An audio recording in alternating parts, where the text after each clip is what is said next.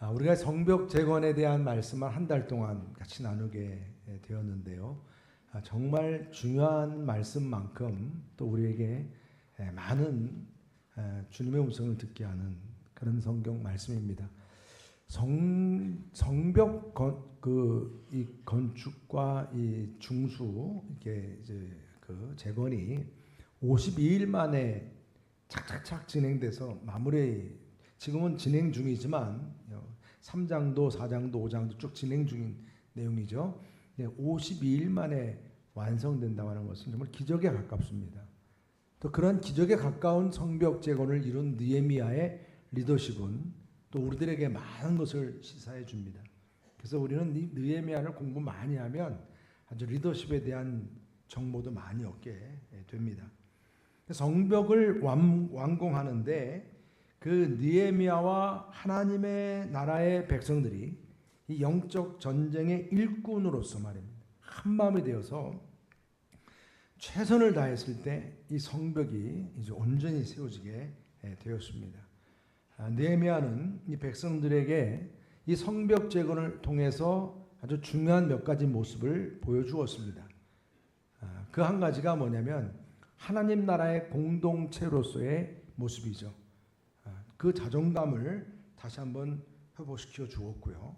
또 성전 건축과 성벽 건축 이 둘이 같이 이제 온전히 하나가 되도록 하기 위한 것이었고, 이를 위해서 부자든 가난한 사람이든 많이 배웠든 못 배웠든 남자든 여자든 모두가 다 하나가 되어서 함께 하는데 그 한 사람 한 사람이 아주 소중했다는 거죠. 그것을 보게 합니다. 그리고 또한 가족별로 손주든 자녀든 다 하나가 돼서 이 성벽을 재건하는데, 자녀들은 부모님 말 듣고 부모님은 또 자녀들 뜻을 합하고, 그래서 이 성벽이 이 가정 중심으로 또 이렇게 진행이 되는 것, 또 그 집 근처 주변에 성벽이 세워지도록 한 것을 보게 됩니다. 그리고 이 일을 하는 데 있어서 그 다음은 계속 나왔듯이 모든 일이 순차적으로 착착착 진행되는 데 있어서는 그들의 은사와 능력대로 역할 분담이 잘 되었다. 이것도 대단한 일이죠. 그래서 우리는 오늘 성벽 재건, 이전에는 성문을 우리가 그동안 살폈고, 성문을 통해서 우리의 신앙의 기본적인 모습들이 어떠해야 되는지, 또 점점 어떻게 상승하고 독수리처럼 올라가야 되는지를 우리가 보았다면, 이 성벽 재건을 하는 데에 동참했던 사람들의 모습들, 그들의 태도, 그것을 우리가 살펴보고자 하는 겁니다. 대표적인 사람들을 우리가 보게 되면 우리에게 주어지는 아주 중요한 교훈들이 있습니다. 그래서 그 첫 번째가 대제사장과 제사장들이죠. 엘리야십이라 했어요. 대제사장 이름이. 또 동료들 제사장들이 먼저 앞장서서 이제 양문을 세웠다. 그래서 이 성벽 재건은 양문에서 시작해서 양문으로 끝났다. 이 말씀을 드렸습니다.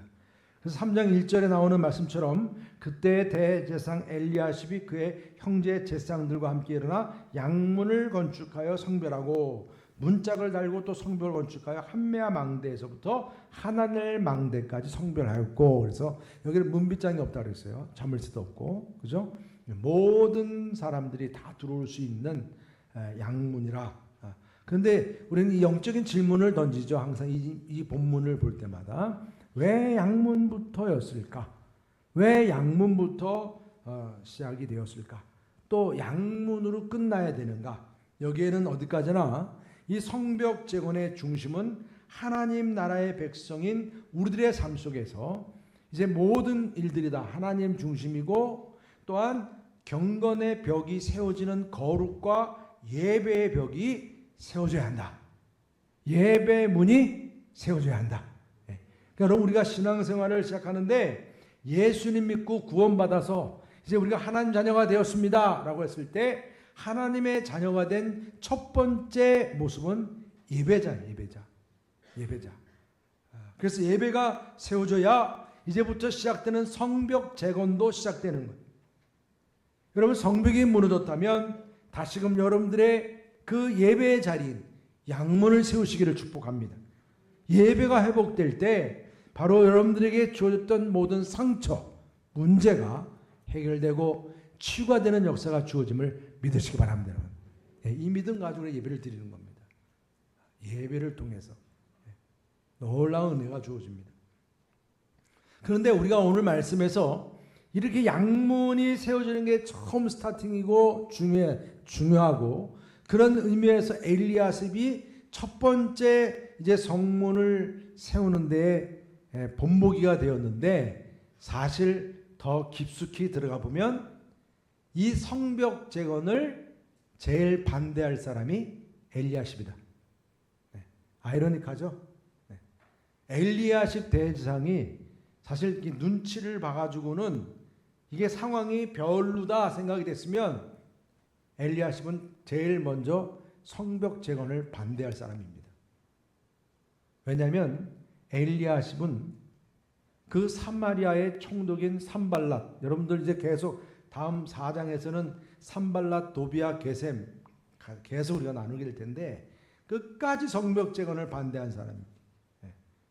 엄청난 모략을 통해서 성벽을 못 짓게끔 하려고 했던 이 대표적인 수장이 산발랏인데 산발랏과 사돈지간입니다. 엘리야십의 손자와 산발랏의 손녀딸이 결혼했습니다. 그 대제사장으로서는 이방인족과 결혼 관계가 이루어지는 것은 율법적이지 못하죠. 근데 그뿐이 아닙니다, 여러분.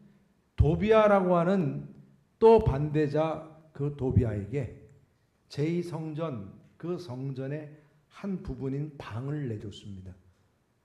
이방인에게 성전에 있는 방을 내줬다는 얘기는 대제사장으로서는 악행입니다. 악행. 그 정도로 그 당시에 이 엘리야십 그가 그런 행동을 보인 데에는 그의 조상이 누구나를 봐야 돼요. 대제사장은 아무나 되는 게 아니니까. 첫 번째 수르바벨이 이제 총독으로 와서 예수와 제사장, 그 아론의 계열인 대제사장 예수와 함께 제2성전을 지었습니다. 제2성전을 지을 정도라면 여러분 그 수르바벨과 그 수르바벨 성전이라고 그러잖아요. 총독이 그랬으니까. 거기에 같이 함께 했던 공로자가 예수와 대제사장입니다. 바로 이 예수와 대제사장의 자손이 엘리야십입니다. 여러분 그렇다면 이게 얼마나 참 부끄럽고 창피한 일입니까? 그렇게 멋진 그 하나님의 그 성전을 짓고 그 모든 백성들에게 정말 자부심을 갖게 할 만큼 하나님에 대한 신앙과 하나님의 나라에 대해서 그렇게 보여지고 그 경건의 벽을 세워야 할 대표적인 대제사장이 말입니다. 주권을 잃어버렸기 때문인지 성벽도 무너지고 제2성전이라고는 초라한 성전의 모습인데 그러한 가운데 실질적인 실세는 다 사마리아 사람들이고 이방인들이었기 때문에 그들의 눈치만 보면서 그들과 결탁하면서 그저 이속만 챙기려고 했던 사람이 바로 엘리야십의 대제사장을 묻습니다. 그러니까 여러분 이 정도면 우리는 질문을 하게 되죠. 아니 그렇다면 느헤미야가 왜 이런 엘리야십 같은 사람을 제일 첫 번째 본보기로 양문을 세우는데 세웠습니까? 물론 엘리야십 자신도 사람의 이목이 있기 때문에 예수님도 사람의 이목만 없었으면 아마 대제사장 그 뜰에서 그냥 예수님 죽였을 겁니다. 그러나 사람들이 이목이 있으니까 정식 재판을 다 거친 거죠. 여기도 지금 사람의 이목이 있는 거예요. 더욱이 페르시아의 그 아닥사스다 왕의 가장 이인자라고 할 수 있는 술 맡은 관원장 느헤미야가 성벽을 재건한다. 그런데 만약에 여러분 아무리 높은 사람이 왔다 해도 그의 영향력이 없으면 무시해도 될 만큼 사마리아인들은 그만큼 권세가 있었습니다. 그런데 그들이 함부로 할 수 없을 만큼 느헤미야는 아주 치밀하게 모든 계획을 다 세워왔기 때문에 함부로 할 수가 없었어요. 엘리야십은 이런 것 너무 잘 알아요. 그래서 이러한 모든 사람들의 눈치도 보고 그뿐이 아니죠. 이제 또 이런 가운데서 이 엘리야십은 자기들이 이렇게 하면서 또 보여지는 나름대로 인기가 있어야 될 거 아니겠어요. 그냥 일종의 말하자면 이게 쪼가리 헌신이에요. 이 엘리야십 그들의 그 헌신은 쪼가리 헌신입니다. 근데 어떻게 느헤미야가 이런 엘리야십을 등용했을까? 아니 타협을 한 걸까? 느헤미야가? 아니면 정치적인 세력에 그냥 느헤미야가 그냥 무릎을 꿇은 걸까? 아니죠. 여러분, 느헤미야가 엘리야십을 몰랐겠어요? 어떤 사람인지. 아니 총독 정도면 요즘 말로 하면 국정원 같은 모든 정보통을 다 가지고 있을 텐데, 모든 사생활을 다 파악하고 있을 텐데 어찌 엘리야십을 몰랐겠습니까? 다 알죠. 그럼에도 불구하고 느헤미야를 등용한 데에는 성벽 재건이라고 하는 더 큰 꿈과 사명을 위해서 그의 부정적인 모습을 그냥 받아주었던 것을 볼 수가 있습니다. 왜 그렇습니까? 엘리야 선지자가 말했던 것처럼 세상에는 의인이 없나니 한 사람도 없다. 사실 따지고 보면 그래요. 뭐 서로 뭐 옳거니 그르거니 하고 따지다 보면 그 공동체는 또 반조각 나잖아요. 아니 뭐 아닙니까? 그럼 반응이 없으시네. 네. 아니 서로 잘났다고 그러면 반조각 나는 거예요. 지금 이 느헤미야는 지금 성벽 재건이 중요한 거니까 지금 여기서 지금 이 순간에서 옳고 그름을 따지기 전에 먼저 하나가 되고 서로 같이 통합해서 성벽 재건이 중요했던 것이죠. 나중에 13장 우리가 이제 가다 보면 13장에서는 이 엘리야십을 분명하게 단호하게 이제 책망할 것을 책망하고 권면하고 그리고 분명하게 이제 본을 보여줍니다. 뭐가 잘 되고 잘못됐는지. 그리고 도비야 같은 경우는 성전에서 내쫓습니다. 이런 이제 개혁을 이루게 되는 모습을 보게 되는데 정말 부정적이고 합당하지 않는 그 모습을 그것을 그냥 다 수용한다는 차원이 아니고 나중에 가서는 옳고 그름을 바로 세우게 되는 것은 하나님이야말로 사랑과 공의의 하나님이시기 때문에 그분 앞에 서는 예배자로서 설 때에 진정성 있는 그러한 모습을 느헤미야도 보이고자 했던 것이죠. 여러분 우리도 예배를 드릴 때 정말 이러한 진정성 있는 모습으로 양문을 세우고 경건의 뚝을 세울 수 있는 저 여러분 되시기를 주의 이름으로 축복합니다. 그래서 이제 양문을 세우는 엘리야십 대제사장과 제사장, 그리고 두 번째는 멀리 떨어져 있는 도시의 사람들이 보인 헌신이에요. 그러니까 사실 성벽 주변에 있는 사람들이 성벽을 세우는 것은 이해가 가요. 근데 멀리 떨어져 있는 사람들이 그렇게 어려운 발걸음을 걸어서 와가지고 성벽 재건에 동참했다는 얘기죠. 그 대표적으로 2절 말씀 보게 되면 그 다음은 여리고 사람들이 건축하였고 또 그 다음은 이무리의 아들 삭굴이 건축하였으며 어무는 하스나의 자손들이 건축하여 그 들보를 얹고 문짝을 달고 자물쇠와 빗장을 갖추었고. 그래서 여러분 제가 여러분들을 지도도 보여드렸죠. 그 예루살렘 주변 지도. 예루살렘의 가운데 딱 있죠. 여리고는 동쪽입니다. 저기 떨어져 있는 거예요. 그냥 성벽 주변이 아니에요. 몇 킬로 떨어진 거예요. 말 그대로. 여리고도 멀리 있는 상황입니다. 더욱이 여리고는 어떤 곳이죠? 옛날 처음 가나안 땅 정복할 때 첫 번째 여리고 성벽이 무너졌던 데입니다. 그리고 400년 후에 아합 왕이 이제 그 여리고 도시를 다시 회복시켰거든요. 그때부터 살던 여리고 사람들인데 그들의 머릿속에는 이 여리고 성벽이 무너졌다고 하는 이 부분에 대해서 조상 때부터 듣고 들었을 거예요. 그런 그들이 지금은 예루살렘의 성벽을 재건한다. 여기에 동참했다는 거예요. 만감이 교차했을 겁니다. 만감이 교차했을 거예요. 그리고 또한 학고 손자의 우리 아들 무레못이 나옵니다. 우리 4절 말씀 다 같이 한번 읽어보겠습니다. 4절 말씀 시작. 그 다음은 학고스의 손자 중수하였고 그 다음은 손자 베렉의 아들 무슬람이 중수하였고 그 다음은 바하나의 아들 사독이 중수하였고. 자 여기 무레못이라고 하는 사람은 우리가 아는 것처럼 북쪽에 있는 양문과 한메아 망대, 그다음에 하나늘 망대 다음에 어문이 있다. 추수의 문, 어문과 옛문 사이에 그 성벽을 이제 중수한 그런 사람 대표입니다. 그런데 여기 지금 북문의 그 성벽만이 아니라 21절로 가면 똑같은 물의 못이 또 나옵니다. 동쪽에 있는 벽을 세울 때도 이 물의 못이 가서 했다는 얘기예요. 무슨 의미입니까? 이 북쪽의 어문과 옛문 사이에 그 성벽 재건을 부지런히 세워놓고 또 다른 데 할 데 없습니까? 이렇게 해서 어디로 갔어요? 동쪽으로 가가지고 동쪽에 있는 성벽을 또 세우는데 이 물의 못이 감당했어요.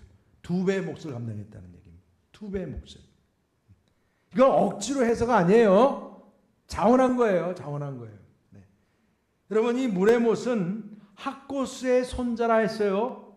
학고스의 손자. 그러니까 이 학고스의 손자로서의 물의 못은 사실 제사장의 반열이었습니다.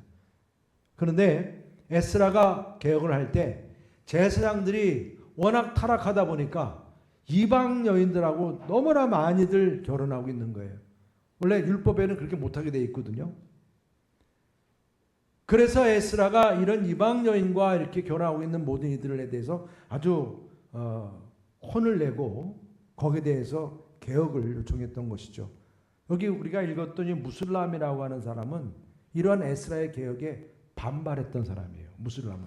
그러나 물의 못도 제사장의 반열이어서 그가 이렇게 자신이 이방인과 같이 사는 것에 대해서 에스라 손자와 느헤미야가 그 부분을 지적을 할 때 겸손하게 그것을 수용했어요. 물의 못은 그것을 받아들였습니다. 그뿐이 아니에요. 학고스라고 하는 그의 조상 할아버지죠. 원래 제사장이었어요. 그런데 에스라가 개혁을 하면서 그 제사장의 이름들 명단들을 쭉 파악을 하는데 학고스라고 하는 명단이 안 나오는 거예요. 이게 뭐 나름대로 이들은 제사장으로 쭉 그래도 살아왔는데 뭔가 그 당시에 뭐 요즘처럼 이렇게 정확한 뭐 컴퓨터 시스템이 없는 시대니까 잘못될 수도 있는 거잖아요. 근데 명단이 없다고 그래서 학고스 그 할아버지 제사장직을 박탈시켰어요. 결국은 그 자녀들까지 다 박탈되는 거예요. 억울해요, 안 억울해요? 억울할 수 있는 거죠. 말 그대로 반발 차원으로 말하면 무슬람보다 물의 못이 더 반발해야 될 거예요. 그런데 그러한 상황을 다 무시하고 에스더와 느헤미야의 책망을 받아들이고 그리고 그 학고스의 손자라서 제사장 직분을 박탈당했음에도 불구하고 반발하지 않고 오히려 그들의 교훈을 받아들이고 겸손하게 성벽 재건에 참여했다. 근데 그 성벽 재건에 참여하는데 그냥 억지로가 아니라 열심히 참여하고 다 하고 난 다음에 또 어디 없어요? 그래 2배로 사명을 감당했다. 할렐루야죠? 참 대단한 거예요. 여러분, 우리가 그리스도 일꾼으로서 우리들 역시 주어진 나의 일만 잘해도 감사한 거예요. 감사한 거예요. 그런데 물의 못처럼 어떻게 2배의 몫을 감당할 수 있을까? 어떻게 그렇게 기쁨으로 감당할 수 있을까? 제가 오늘 이 말씀하면서 목사님이니까 또 우리한테 또 두목하라고 그러는 거 아닌가? 그렇게 여러분들이 너무 또 그런 식으로 너무 오해하진 마시고 저는 성경에 있는 말씀 그대로 말씀드리는 거예요. 2배로 이들은 여러분 바룩이 이 성벽 건축했다라고 얘기할 때는 어떤 단어가 앞에 붙어 있는 줄 아세요? 열심히 중수했다고 했어요. 다른 사람들 다 그냥 중수했다 그랬는데 이 바룩은 열심히 중수했다. 이게 다른 거예요. 그러니까 물의 못도 열심히 했기 때문에 한 몫을 떼어내고 또 2몫 또 하겠다고 그렇게 나선 모습이죠. 얼마나 사실 억울했겠어요. 자기야말로 억울하고 도와주지 않고 싶은 마음이 굴뚝 같을 텐데도 오히려 그는 자기의 그 모든 일들을 다 자기의 어떤 그 부정적인 생각을 내려놓고 적극적으로 최선을 다해서 성벽 재건에 참여했다. 저는 여러분들 역시 우리가 하나님의 일꾼으로 사명 감당하는 일, 우리가 감당해야 할 일들이 많잖아요. 그렇죠? 세상 일도 바쁜데, 그죠? 애들도 키우고 다 바쁘잖아요. 바쁜데 또 교회에서는 또 이것 좀 부탁하고 저것도 부탁하고 막 하잖아요. 특별히 여러분들은 예배자로 섬기는 것이 기본이잖아요. 그렇죠? 그럼 주일날 낮 예배만 드리나요? 주중에도 예배를 드리는 거예요. 그게 더블로 또 우리가 예배를 드리는 거예요. 전도도 더블로 하고 기도도 더블로 하고 그런 일들이 아이고 힘들어 부정적으로 생각하는 게 아니라 그냥 자원해서 기쁨으로 감당하는 예배, 구제, 봉사, 전도, 사역. 아멘을 안 하셔도 돼요. 이런 모든 일들을 그냥 막 주일 낮 예배, 주일 낮에 보면 막 여기 본당 갔다가 교육관 갔다가 왔다 막 움직이는 거예요. 사역 감당하느냐고. 참 그게 여러분 하나님께서는 그런 거 하나하나 다 기억하심을 믿으시기 바랍니다. 여러분. 아멘. 그 다음에 드고아 사람들 보십시오. 드고아 사람들이 나오는데 5절 다 같이 한번 읽어보겠습니다. 5절 말씀 시작. 그 다음은 드고아 사람들이 중수하였으나 그 귀족들은 그들의 주인들의 공사를 분담하지 아니하였으며. 드고아 사람들 아까 지도에서 보면 남쪽 한참 20km 넘는, 그러니까 우리가 있는 곳에서 저 서울 중심과 광화문 쪽까지 이렇게 생각하시면 돼요. 그 정도 거리라고 생각이 되면 뭐 사실 예루살렘 지역은 언덕이잖아요. 저 고원지대인데 한 20km까지 그렇게 멀리 떨어진 곳인데 귀족들 같은 경우는 그냥 그들이 귀족 됐겠습니까? 그들이 가지고 있는 재물도 그냥 벌었겠습니까? 똑같은 분깃으로 여호수아가 다 나눠줬어도 능력에 따라서 어떤 사람들은 재산을 더 많이 불린 사람도 있을 것이고 어떤 사람들은 오히려 가지고 있는 것도 뺏긴 사람이 그래서 노예가 된 사람도 있고 가지각색이 있을 텐데 이 귀족들은 기득권자예요. 머리를 잘 굴리는 사람들이잖아요. 계산해 보니까 아니 저렇게 고원지대 20km까지 가가지고 뭐 우리가 성벽을 왜 재건을 해야 되나? 뭐 그게 뭐 우리한테 무슨 이익이 있나? 성벽 짓는 그 주변 사람들한테는 이익이 될까? 우리들은 이미 성벽 없이 살았는데 뭘 가서 이렇게 고생해? 우리는 가만히 있자. 남들이 그거 뭐 우리가 하는지 안 하는지도 모를 거야. 이렇게 다 잠수 탄 거예요. 나름대로. 그런데 지금 2026년도 5월 17일 날 오늘 설교 강단에서 성경 읽을 때 이 귀족들은 참여하지 않았다라고 얘기가 나와야 안 나와요? 아니 뭐예요? 얘기 나와야 안 나와요? 이거 숨길 수 없는 거예요. 이게 심판이에요. 이게 심판입니다. 이들은 나름대로 자기들은 숨어서 이렇게 그냥 있는 듯 없는 듯 그렇게 살려고 그랬지만 이들이 참여하지 않았다는 얘기를 성경 있는 사람이 수천 년 동안 계속 이 드고아의 귀족들은 참여하지 않았다. 드고아의 귀족들은 참여하지 않았다. 계속이에요. 여러분 이런 귀족들과는 달리 평민들 드고아 사람들은요 물의 모처럼 두 군데 나옵니다. 여기 5절만이 아니라 27절에도 똑같이 나옵니다. 이 드고아 사람들 이 평민들은 아마도 자기들 그 귀족들은 참여하지 않는 모습에 부끄러운지도 몰라요. 야 우리가 두 배로 하자. 아마 그랬는지도 몰라요. 그래서 이 드고아 사람들은 정말 자기들의 힘을 다해서 한 곳 주어진 곳을 감당하고 이제 또 다시 두목 감당했던 것을 보게 됩니다.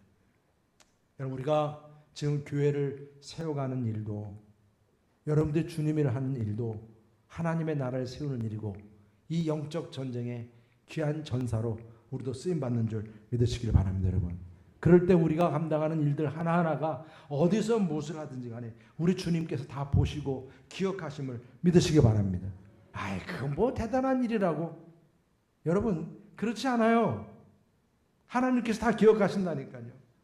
여러분 이런 부분에 있어서 드고아 귀족들은 어떻게 빠졌는지를 다 드러나게 되었고 저는 우리 성도님들의 헌신도 하나님이 다 보시고 기억하시니까 저는 여러분들 역시 주님의 나라와 하나님의 영광을 위해서 주어진 사명을 감당하는데 정말 최선을 다할 수 있는 우리 모두가 되시기를 주님의 이름으로 축복합니다.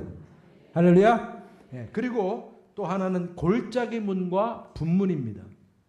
한번 여기에 또 어떤 일이 있는지 보십시다. 우리 13절 다 같이 읽을게요. 13절 말씀 시작. 골짜기 문은 한운과 산호와 주민이 중수하여 문을 세우며 문짝을 달고 자물쇠와 빗장을 맞추고 또 분문까지 성벽 1000규빗을 중수하고, 1000규빗이라고 하는 게 요 팔뚝 하나가 1규빗이니까 500m 정도 되는 거리죠. 여기 지금 이 산호와 주민들은 제일 멀리 있는 사람들이에요. 지금까지 얘기했던 성벽 밖에 있는 주민들 가운데 제일 멀리 사는 사람들입니다. 22km 정도 떨어진 곳이에요. 근데 이들이 골짜기 지역의 성문과 거기에 성문, 성벽과 성문, 그리고 분문까지라고 했어요. 분문, 똥문이죠. 배설물 버리는 곳. 여기까지 이 성벽을 재건하는데 이 산호와 주민들이 고생했다. 북문 쪽은 평지라고 그랬습니다. 이쪽 동문도 마찬가지. 그러나 골짜기라고 하는 이 표현은 신놈의 골짜기부터 해서 이쪽은 아주 경사가 가파른 골짜기 지역이에요. 짐 하나 들고 가더라도 골짜기를 거쳐서 짐을 들고 가야 되는 그런 지역이에요. 힘들어요, 안 힘들어요? 당연히 배나 힘들었겠죠. 그러니까 여러분, 이런 지역에 지리적인 어려움이 있고 이런 가운데 일을 할 때 어떤 불평이 터져나올 수가 있어요. 야, 우리가 제일 멀리 떨어져 있는 시골 사람들이라고 이렇게 어려운 데다 배치를 했구나. 기분 나쁘네? 이럴 수 있어요, 없어요? 그럴 수 있어요. 그런데 이들은 그런 험한 성벽 재건 또 성문을 재건하는 이런 가운데 불평하지 않고 이 모든 일을 잘 감당했다는 거예요. 참 태도가 중요한 거죠. 산호와 주민들은 골짜기 문을 세우는 데 있어서도 그렇고 이 골짜기 지역의 성벽을 재건하는 데 있어서도 이 모든 일을 묵묵히 감당했다. 여러분, 분문이든 골짜기 문이든 골짜기 지역이든 여러분 그곳에서 그렇게 성실하게 사역을 감당했던 그 일꾼들을 하나님께서는 보석처럼 보신 줄 믿으시기 바랍니다. 여러분, 보석은요 장소 좋은 데만 보석이 아니라니까. 골짜기에 떨어져도 보석이에요. 어디에 두어도 보석입니다. 여러분들 다 보석 되시기를 축복합니다. 이렇게 참 이 골짜기 지역을 그렇게 중수하고 그 다음에 분문에서 일한 사람들이 있어요. 14절 다 같이 읽겠습니다. 14절 말씀 시작. 분문은 베타게림 지방을 다스리는 레갑의 아들 말기야가 중수하여 문을 세우며 문짝을 달고 자물쇠와 빗장을 갖추었고. 자, 분문은 어떤 문이라고 그랬어요? 아시포트, 변, 똥문이라고 해요. 똥문. 모든 배설물을 버리고 쓰레기를 버리는 것. 제사 드리고 나서 내장이나 이런 모든 변들을 다 모아가지고 버리고 모든 그 도시 안에 더러운 모든 것들을 다 처리하는 그런 곳이라. 여러분, 더운 날씨에 이 분문의 그 주변의 환경이 어떻겠어요? 냄새나고 더럽고. 그러니까 거기에 뭐가 많이 꼈을까? 벌레들, 파리들. 여러분 생각해 보세요. 얼마나 참 그렇겠어요. 성막에서 제물을 바치는 그 자리도 짐승을 죽이고 막 그런 자리도 파리가 끼고 더럽고 냄새가 나는 지역이에요. 마찬가지로 분문도 그렇습니다. 양문과 분문 거리는 제일 멀리 떨어져 있는 거리죠.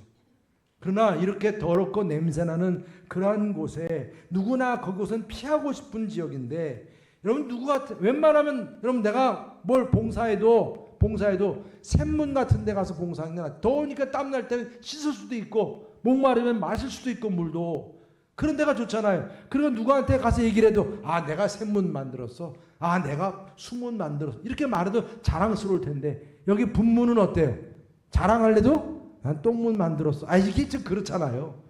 아마 사람들이 그럴 거예요. 냄새나는 거 일하는 자체가 짜증이 날 수도 있는 거지만 그러나 이렇게 분문을 이렇게 섬기는 그 일을 위해서 섬기는 사람이 있었다고 하는. 여러분 그렇지 않아요?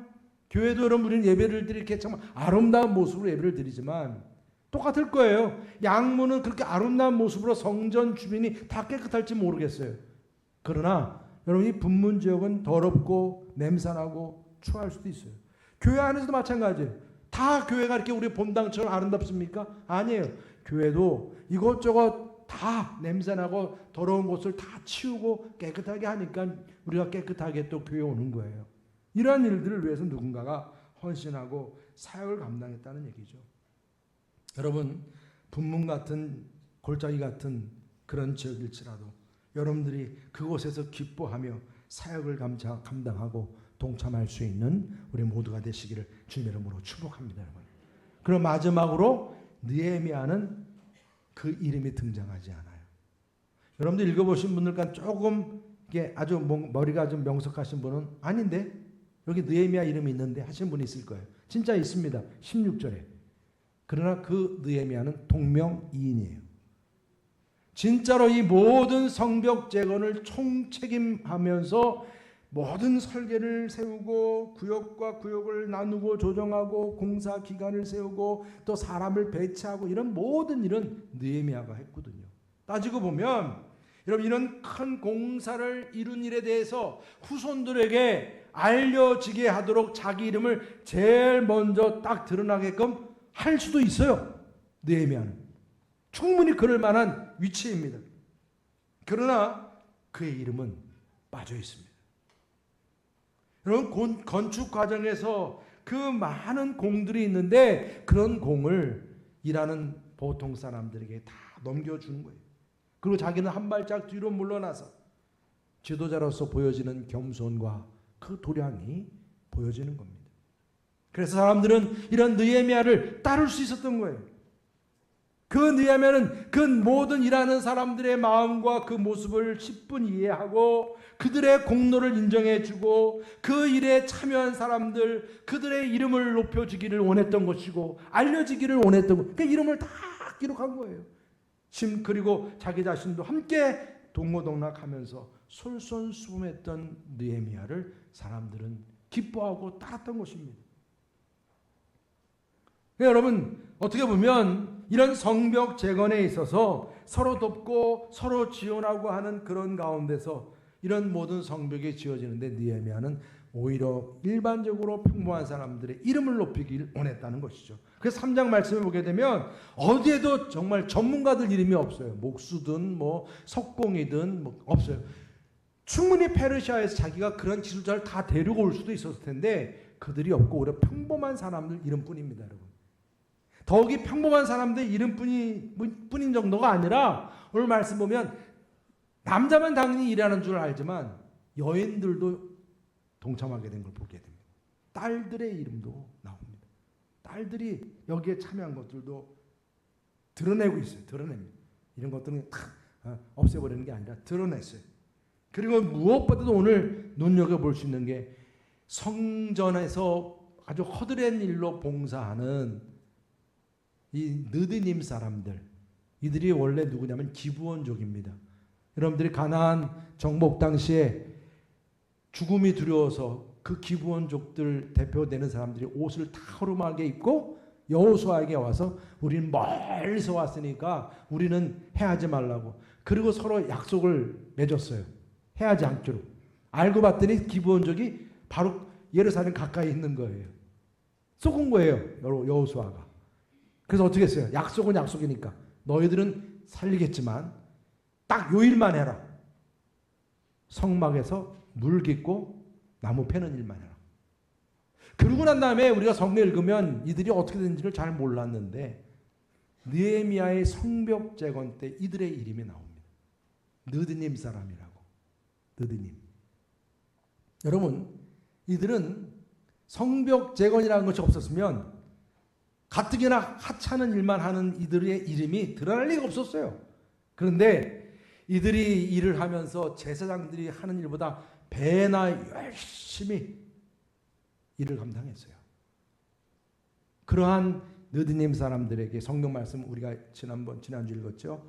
오벨이라고 하는 지역, 상당히 좋은 지역인데 그 지역에 거주하게끔 해주었고 그들을 존대했고 그냥 허드렛 일을 하는 사람들 그냥 무시할 수도 있는데 그들의 이름을 드러나게 하고 그들이 사는 거주지를 아주 좋은 곳에다가 오벨이라고 하는 곳에 그 정착할 수 있게끔 만들어주고 그래서 성전의 일을 아무런 걱정 없이 봉사할 수 있도록 그렇게 이 느디님 사람들을 높여주었다는 거예요. 아멘이시죠, 여러분? 여러분, 이것이 사실 어떻게 보면 성벽 재건이 아니었으면 이들은 존재 자체를 몰랐던 것인데 성벽 재건을 통해서 이들의 이름이 유명케 되었다. 이걸 느헤미야가 세워준 거예요.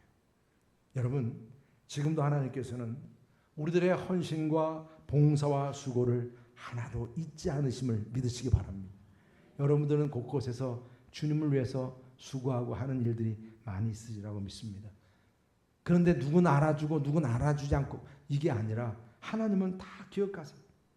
여러분, 대제사장과 제사장은 레인들만이 아니에요. 그 위치에 있는 사람만이 아니에요. 그냥 아무짝에도 별일 없다고 여겨지는 나무 패고 물 깃는 성전 봉사자인 느리님 사람들조차도 그들의 거처와 삶을 윤택하게 할 수 있도록 그렇게 배려해주고 존귀하게 여겨지게 하는, 그렇게 유명케 그들의 이름이 드러나게 했다고 하는 이 사실, 이것은 저와 여러분들에게 동일하게 하나님께서 그렇게 책임져 주시고 세워주심을 믿으시기 바랍니다. 여러분, 우리가 주님의 나라를 위해서 영적 전쟁을 위한 하나님의 일꾼으로 예배를 드리고 내가 사역을 감당합니다.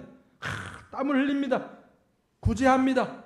환대하고 섬깁니다. 여러분, 이런 모든 일들이 쉽지 않은 일이지만 이런 섬김과 이런 봉사가 하나님께서는 기억하시고 여러분들의 삶을 보장해주고 유명케 한다는 사실을 믿으시기를 바랍니다.